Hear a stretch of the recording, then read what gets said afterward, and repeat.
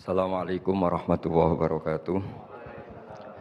Bismillahirrahmanirrahim. Rabbi shrah li sadri wa yassir li amri wa hlul 'uqdatam min lisani. Allahumma shalli wa sallim wa barik ala nabiyir rahmah qaidil ummah Sayyidina Maulana Muhammadin wa ala alihi washabihi asmain. Nama ba'du.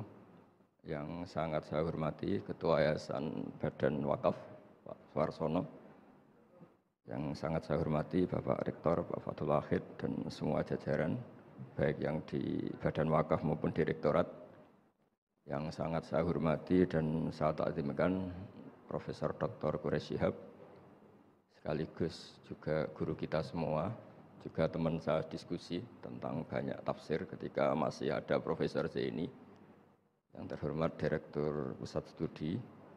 Di sini ada Pak On yang menangani kajian-kajian atau dakwah-dakwah Islam, juga Pak Fajar, semua yang saya hormati.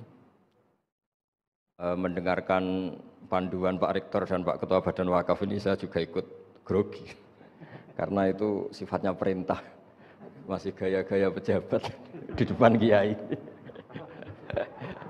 Jadi saya jadi bingung. Padahal kiai itu sudah nggak punya atasan lagi kecuali Allah Subhanahu wa taala. Tapi karena di sini ada aturan organisasi, ya sudahlah, sami'na wa ata'na. Tapi begini ya. Ini cerita ya, sebenarnya saya di sini tuh lama sekali sama Profesor Zaini. Saya mau curhat tentang seni ya, seni memaknai Quran. Ada ulama yang cari aman. Jadi kalau nafsir Yasin, Alif Lam Mim ya wallahu a'lam. Dan itu bagus karena ya siapa yang nggak tahu kalau wallahu a'lam. Ada yang nekat itu nebak-nebak, A itu apa, lam itu apa, mim itu apa. Ini ya tepak-tepakan, bisa dianggap klenik, bisa dianggap dukun. Tapi dari sekian tafsir itu saya cenderung ngikuti teori umum bahwa andaikan Anda orang Indonesia, kalau mau menjelaskan anak-anak, ini saya beri penjelasan A sampai Z. ABCD gitu. Jadi memaklumatkan bahwa kita akan mengkaji itu secara tuntas. Mungkin dalam kultur kita, wis tak terangno A sampai Z. Wis tak delok mulai rambut sampai sikil. Sudah saya lihat mulai rambut sampai kaki. Nah, jadi itu ibaratun anil idhah bikullil wuduh. Jadi itu dianggap penjelasan yang begitu detail. Sehingga Alif Lam Mim itu ya dianggap kayak pokoknya Quran ini menjelaskan ABCD. Itu mukhatabnya, itu pasti paham maksudnya demikian. Terus kedua menyangkut apakah yang dihentikan Allah, yang difirmankan Allah itu mewakili atau kuliah. Kuliah itu mewakili totalitas. Misalnya begini, kalau kita nikah sama perempuan, misalnya namanya Sri gitu, bisa saja punya adik namanya Dwi atau punya mbak namanya Dwi. Itu lama-lama kadang misalnya kita nyesal sebagai manusia, kok cantik adiknya itu atau cantik mbaknya itu. Kemudian Islam melarang wa antasma'u binal ukhtaini. Kamu tidak boleh menikahi dua bersaudara secara langsung. Tapi itu pun kalau kamu anggap sebagai panduan hukum itu bahaya. Karena melahirkan pertanyaan, gimana kalau ponakan dan buliknya? Jadi kita nikahi Sri, buliknya masih cantik, terus kita nikahi juga, boleh enggak? Sebab itu zaman Rasulullah SAW ketika baca ayat wa antasma'u binal ukhtain, zaman itu Nabi menambahkan, juga kamu nggak boleh nikahi perempuan plus buliknya. Nah, sehingga wa antasma'u binal ukhtain itu dianggap ibaratun an hurmatil jam'i binal mahromen. Itu dianggap pelarangan menikahi dua perempuan yang ada unsur apa? Mahram. Lalu pertanyaannya, kenapa Allah hanya menyebut dua saudara? Karena yang potensi masih sama-sama cantik ini dua saudara. Jadi Allah tidak perlu melarang wa antasma'u binal mar'ati wa jaddatiha. Karena kalau itu kan orang-orang agak-agak waras kan kira-kira gitu. Masa tertarik cucunya karena umur 17 juga tertarik mbahnya yang 80 tahun. Kira-kira tidak usah dilarang juga enggak kepikiran kan gitu. Tapi kalau saudara kan kepikiran. Makanya banyak kalau mbaknya mati, wong Jawa itu ngeduni, mbaknya meninggal terus nikah adiknya. Kadang adiknya meninggal juga nikah adiknya lagi. Itu kalau orang tuanya masih nekat bisa habis anaknya. Saya pernah punya teman tuh mbaknya dinikahi mati, nikahi lagi adiknya mati. Lu adik ketiga mau dinikahkan lagi. Saya tantang itu habis anak kamu kalau gitu. Nah, Sehingga kita yang nekuni fikih itu tahu wa antasma'u binal ukhtan itu bukan harus ukhtan. Nah, makanya terus ulama mengingatkan bahayanya berpegangan Quran nggak didampingi ulama karena nanti akan bilang yang diharamkan Quran itu al-jam'u binal ukhtan, hanya mengumpulkan dua saudara, berarti sama bule bude boleh sama mbah boleh, itu bahaya sekali. Karena memang zaman itu Nabi hanya menambahkan wala binal mar'ati wa ammatiha wala binal mar'ati wa kholatiha, juga nggak boleh menikahi perempuan plus bule baik dari bapak maupun bule dari apa? Ibu. Nabi zaman itu tidak menambahkan wala binal mar'ati wa jaddatiha karena dikira itu normalnya orang pasti tidak kepikiran nikah perempuan plus mbahnya karena umurnya pasti terpaut jauh. Kemudian ada lagi misteri tafsir yang pasti ulama itu beda. Misalnya begini, dalam cerita-cerita karomatul aulia, dan kita yang nekuni ilmu itu kita percayalah. Soal yang nggak percaya ya monggo, ini karena tidak tek Quran dan hadis. Ketika seorang Nabi Muhammad SAW di alam arwah, karena di hadis Mi'raj Nabi juga sering ketemu para nabi, di antaranya ketemu Nabi Musa, ketemu beberapa nabi. Itu hadisnya sahih bahwa Nabi sering ketemu para nabi di alam arwah. Dan ini punya efek di kitab tafsir nanti. Ada ayat tentang pertemuan Nabi Muhammad SAW dengan Nabi Musa. Singkat cerita di kitab-kitab wali diterangkan, suatu saat Nabi itu dikomplain oleh Nabi Musa karena beliau ngendikan ulama umati ka'ambiya'i Bani Israel. Kualitas ulama umatku itu sama dengan kualitas nabinya Bani Israel. Ini kan memancing sentimen. Kata Nabi Musa, yang benar saja masa saya Nabi kok disejajari ulama gitu. Disejajari ketua direktur tadi, direktur studi Quran kan nggak terima. Masa saya Nabi setara dengan LC MUI kan nggak terima. Dan itu menurut saya bagus Nabi Musa nggak terima itu. Saya sendiri juga nggak terima gitu. Akhirnya buktinya apa? Dalam cerita wali itu dipanggillah Imam Ghazali. Di cerita wali itu kata Imam Ghazali, nama kamu siapa? Ana Muhammad bin Muhammad Al-Ghazali At-Tusi Asy-Syafi'i. Jawabnya panjang sekali. Ana Muhammad bin Muhammad Al-Ghazali At-Tusi Asy-Syafi'i.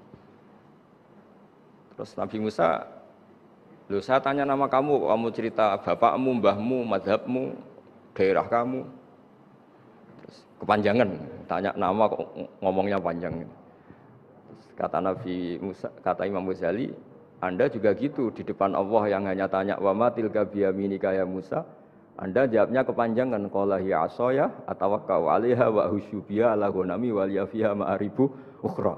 Padahal Allah hanya tanya yang dibawa kamu oleh tangan kanan itu apa Musa? Ini tongkat saya Gusti, tak pakai gini, tak pakai gini, tak pakai gini. Masih ada dan lain-lain waliya ma'arifu ukhra, dan masih banyak kepentingannya. Akhirnya Musa itu sadar. Ini di depan Allah yang Maha Tahu. Itu aja engkau beri penjelasan berlebih, apalagi saya depan jenengan. Singkat cerita di cerita itu Nabi Musa, ya betul, umat kamu memang pinter-pinter gitu. Pokoknya dia ngakui, beliau ngakui. Tapi dalam perspektif ilmu Thariqah, tafsiran seperti itu tidak diikuti. Yang diikuti adalah kalau kita ketemu rektor, misalnya nyuwun sewu, satpam dipanggil rektor atau dipanggil ketua badan wakaf atau menteri dipanggil presiden atau murid dipanggil guru, itu kan bawaannya grogi. Dan mulai dulu orang-orang bijak, saya kenangan saya dengan Kiai Haji Maimun Zubair, dengan bapak saya sendiri. Orang-orang bijak kalau manggil santri atau bawahan dengan keadaan grogi itu mesti tanya yang nggak penting, supaya groginya hilang. Piye mau nang dalan macet, gimana di jalan tadi macet? Gimana di daerah kamu musim apa? Setahu saya ulama-ulama top atau rektor atau siapa saja kalau yang bijak pasti nanya anak buah itu yang nggak penting dulu. Gimana lancar di perjalanan, datang jam berapa, sehat-sehat saja. Karena bawahan itu takut. Nah, ketika Nabi Musa ini takut, Allah itu ngikuti sunnahnya manusia. Kalau takut ya jangan tanya yang penting dulu. Kamu bawa apa? Ya dijawab, saya bawa tongkat Gusti. Jadi itu sebetulnya hanya ilmu psikologi, bahwa kalau orang takut itu ya ditanya yang ringan-ringan. Lagi-lagi ini ilmu. Jadi analisis tafsir itu tidak ada selesainya dan semuanya butuh perangkat. Di antaranya perangkat itu adalah fitrah salimah. Makanya dikatakan Pak Rektor tadi benar bahwa orang bisa memahami Quran, kekuatan angin dengan cerita angin seperti ini. Tadi cerita Pak Suwarsono Muhammad juga gitu, Warsono Muhammad, semuanya sama. Sehingga memaknai Quran itu baik dengan ilmiah maupun dengan fitrah salimah itu akan sama-sama menelurkan makna yang sahih. asal berlandas riwayat yang sahihah.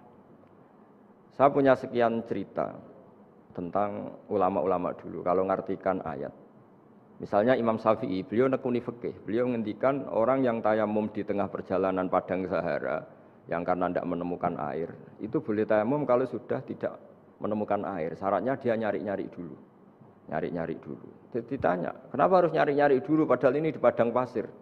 Jawabnya Imam Syafi'i itu sederhana. La yuqalu liman lam yatlub lam yajid wa innama yuqalu lam ya'rif. Allah itu ngendikan falam tajidu ma'an. Kemudian Anda tidak menemukan air. Di mana-mana tidak menemukan itu setelah mencari. Kalau tanpa mencari namanya lam ya'rif, tidak tahu. Ketika Allah ngendikan falam tajidu ma'an, harusnya harus ada sabqut tolab, harus mencari-cari dulu baru menyimpulkan tidak menemukan. Jangan langsung tayamum tanpa mencari-cari. Karena Allah ngendikan falam tajidu ma'an. Kemudian kalian tidak menemukan air. Di mana-mana tidak menemukan itu ada mencari dulu sabqut tolab. Begitu di semua ayat. Lalu saya mulai 2002 atau 2003 saya sering sama Profesor Zaini, beliau bahkan sering di kontrakan saya di Wonokromo di Pleret sana. Kalau nggak tuntas dibahas dulu di bekas kantor rektorat ya, di atas itu. Saya di UI Pres di bawah, Pak Zaini di atas, dan tiap hari ketemu. Saya intensif sama beliau itu ada 4 tahun. Makanya terjemah ini yang dulu saya ada ikut, yang direkonstruksi hampir 40%. Karena berdebat terus, terutama fikih. Akhirnya kita misalnya, ini curhat ya supaya sekaligus lapor ke Profesor Quraish Shihab, apa yang kita lakukan. Jadi UI sudah lama sekali menerbitkan tafsir Quran, pernah induk Kemenak, juga pernah setengah induk setengah ikut, juga benar-benar akhirnya mandiri. Semoga perhitungannya bukan pasar, tapi ingin, semoga, saya tidak tahu kalau hitungannya pasar itu tidak wilayah saya, tapi semoga tidak lah.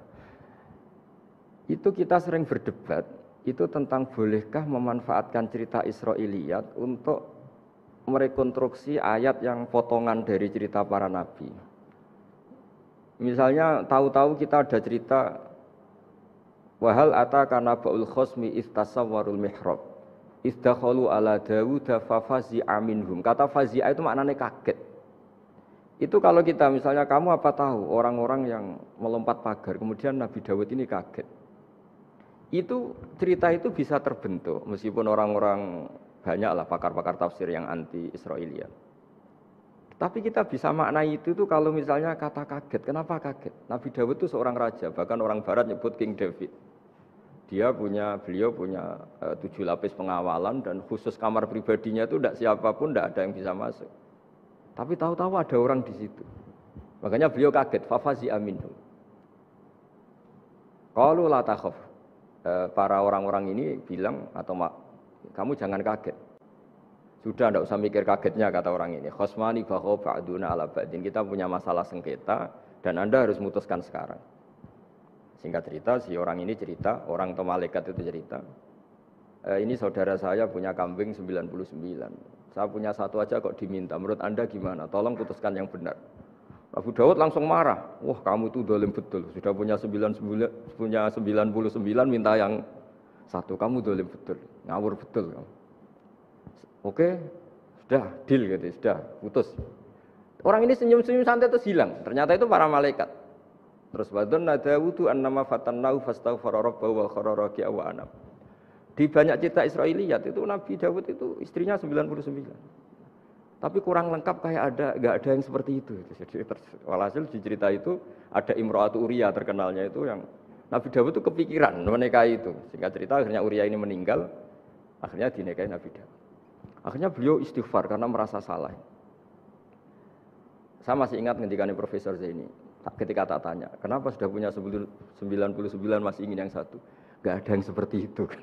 Jadi namanya bawaan rakus manusia itu tetap aja gak ada yang seperti itu.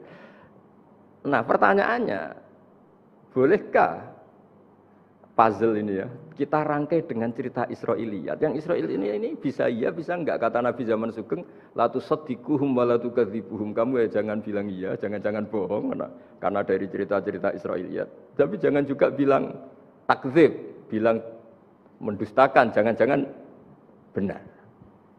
Nah, kita yang nekuni tafsir itu bingungnya ya Makanya saya tadi sebenarnya bilang Pak Fajar bingung itu kalimat madhin itu muji. Memang bagusnya orang ilmuwan tuh bingung. Kalau ilmuwan PD itu udah ilmuwan namanya, orang nekat itu.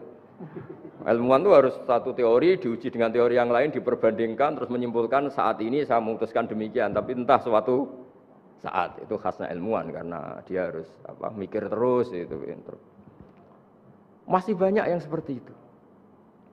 Akhirnya ya kita nafsiri ya pokoknya kalau orang sudah punya 3 kok minta yang punya 1 ya rakus lah gitu aja sudah. Apa itu peristiwa perempuan, apa peristiwa harta, peristiwa jabatan.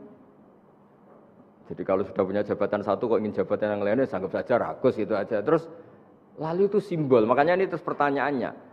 Ini apakah simbol ibaratun anman itoma bahwa Allah enggak suka toma atau memang itu fakta?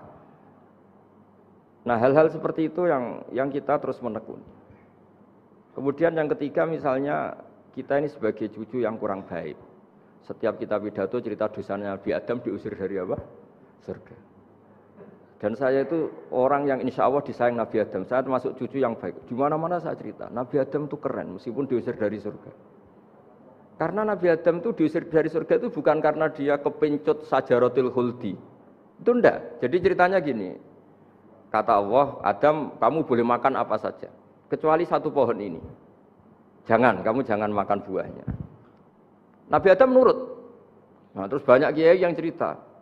Gara-gara dirayu istrinya, terus akhirnya cerita, jenenge wong lanang pengkampesane wong wedok itu. Kata istrinya, Tuhan yang bener aja, masa semuanya boleh kok, 1 aja enggak boleh. Cara lomo gak menisan gitu, cara Jawa itu ya kalau sudah semuanya boleh, yang lebih mewah pun boleh kok ini 1 enggak boleh ini. Paling itu iseng maksudnya, sudahlah dicoba aja. Nah karena Nabi Adam itu merasa nggak nyaman, ada yang diredaksikan fa'akala itu makan. Tapi kalau makan tidak juga karena nggak nekat, karena beliau merasa tidak nyaman. Makanya sebagian diredaksikan dzaqo itu ngicipi saja karena nggak nyaman. Sehingga lafadz akala dimaknani dzaqo juga dimaknani akala dalam konteks ini. Nah, tapi di tafsir Ibnu Katsir diterangkan kata kuncinya itu bukan di akala atau dzaqo, tapi waqa sama huma inni lakuma laminan nasihin. Jadi Nabi Adam itu ketemu iblis, setan. Terus iblis ini bilang, wallahi demi Allah, larangan itu sudah dicabut dan sekarang Anda boleh makan itu. Atau apalah sumpahnya iblis merayu itu. Ketika Allah tanya, ya Adam kenapa kamu makan sajaratul khuldi padahal sudah saya larang. Ini hebatnya Nabi Adam, waqa sama huma. Wa izzatika ya Rabbi, ma adzunnu anna ahadan yaklifu bika kadziban. Wa izzatika ya Rabbi ma adzunnu anna ahadan yahlifu bika kadziban. Misalnya saat kita punya teman yang biasa bohong dengan kita. Oke, biasa bohong kita tidak percaya. Tapi kalau teman itu bilang gini, kamu dipanggil rektor. Misalnya saat santri kamu dipanggil Mbah Maimun. Bawaannya orang takut karena bawahan tadi. Itu pasti tidak ngecek lagi meskipun yang cerita ini orang bohong, biasa bohong. Tapi ini dipanggil rektor, dipanggil ketua badan wakaf, ketua yayasan badan wakaf. Kan pikirannya tuh waduh. Mendingan coba-cobalah daripada bawaannya itu mesti tidak mikir langsung. Nah, ketika nama engkau disebut ya Allah, ketika nama engkau disebut, wallahi saya ini benar kata iblis.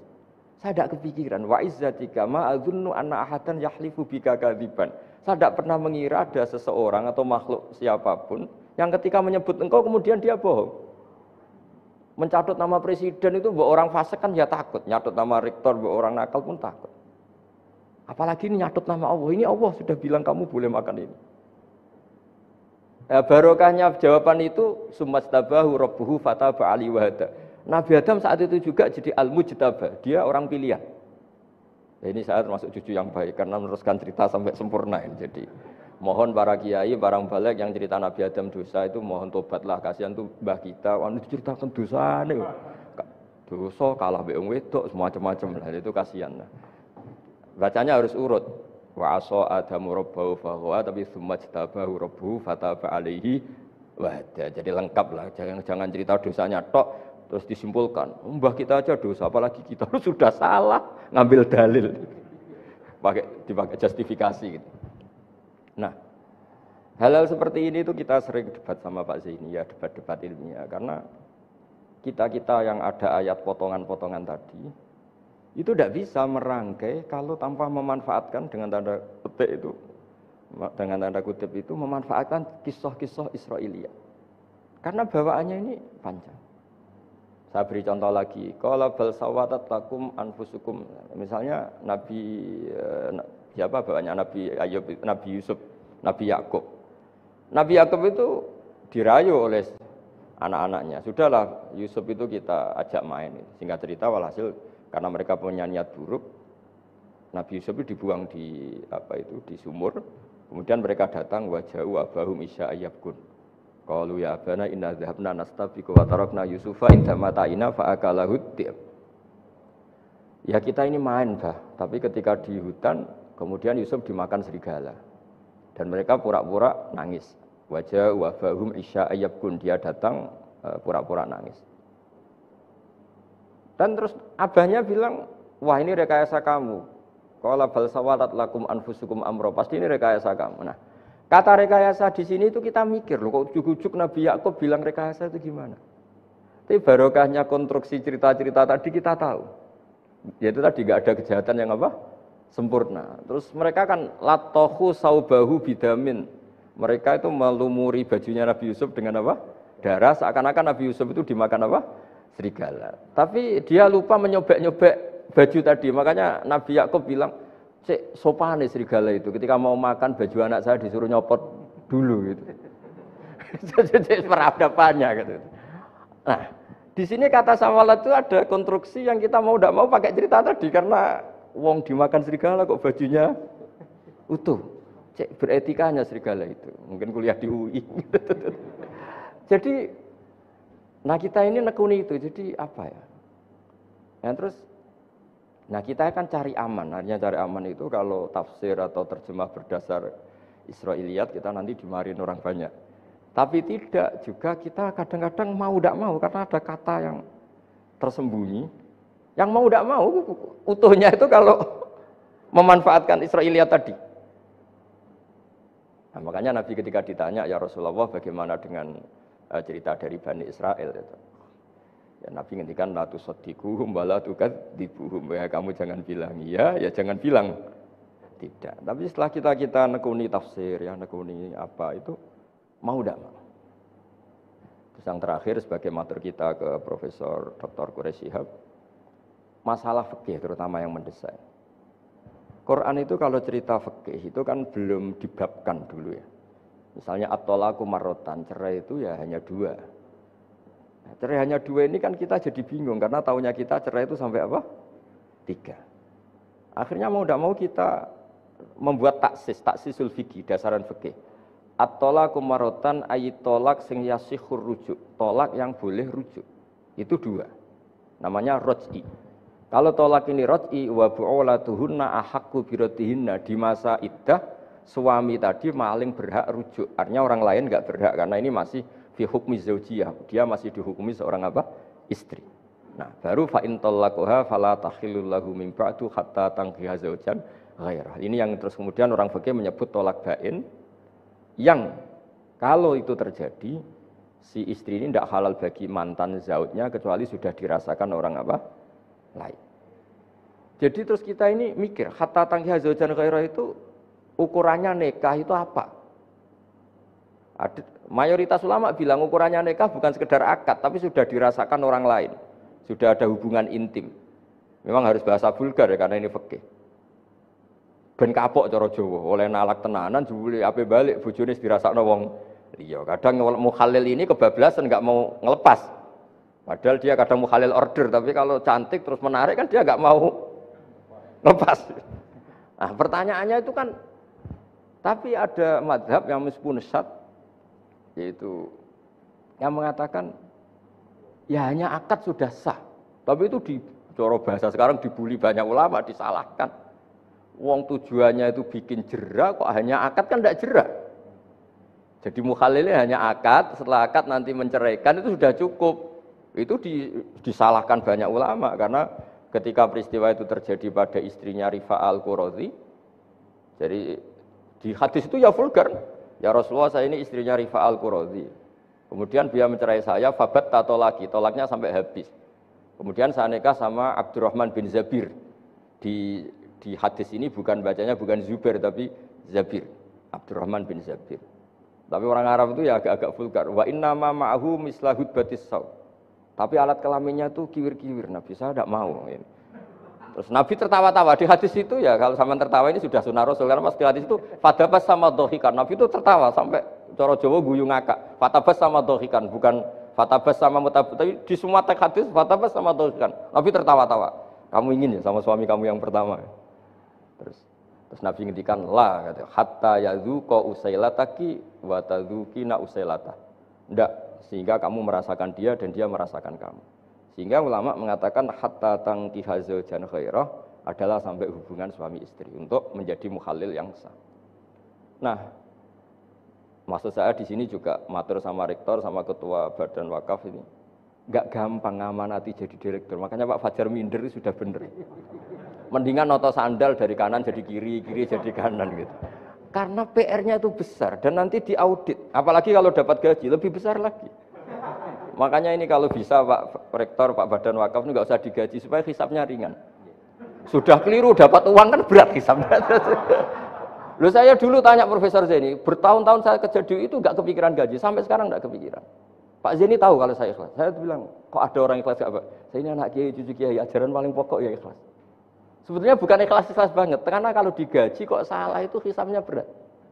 Sudah salah dapat gaji. Jadi mohon ini dipakai percontohan pertama. Ya ini kan kita saudara semua, rileks saja lah. Dipakai percontohan apa?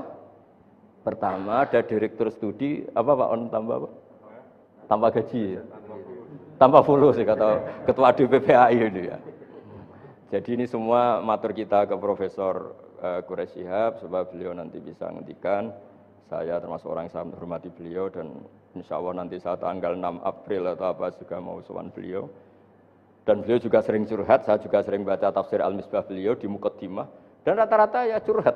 Mau tahlili efeknya gini, mau maudhu'i. Tapi karena memang kita ngadepin teks yang umurnya sudah hampir berapa? 1000, berapa Pak Tamjiz? 1400 berapa? Ya sekitar 1400 berapa. Tapi tadi dari, makanya kan terus kita kalau nerjemah, terus saya diantara yang saya usulkan ke Profesor Zaini saat itu, saya mau ikut tim asal ada catatan kaki, terus ada beberapa tambahan catatan kaki supaya tadi wa antas mau binal ukhten itu kalau kita misalnya kita kembali ke Quran hadis, Quran saja. Lah kalau ke Quran saja yang diharamkan wa antas mau binal ukhten, padahal di sini juga wala binal mar'ati wa ammatiha wala binal mar'ati wa khalatiha. Terus kita sebenarnya ingin nambahi wala binal mar'ati wajad tapi kan kayaknya enggak kepikiran. Nah, ada orang kok. Tapi kalau mbak atau adik itu kepikiran kan? Karena kalau ketemu temannya kan, saya sering punya teman yang dapat dua-duanya teman saya. Kok kamu nikah yang ini? Ya Gus ajane ayu Mbak Yunis dirabi wong.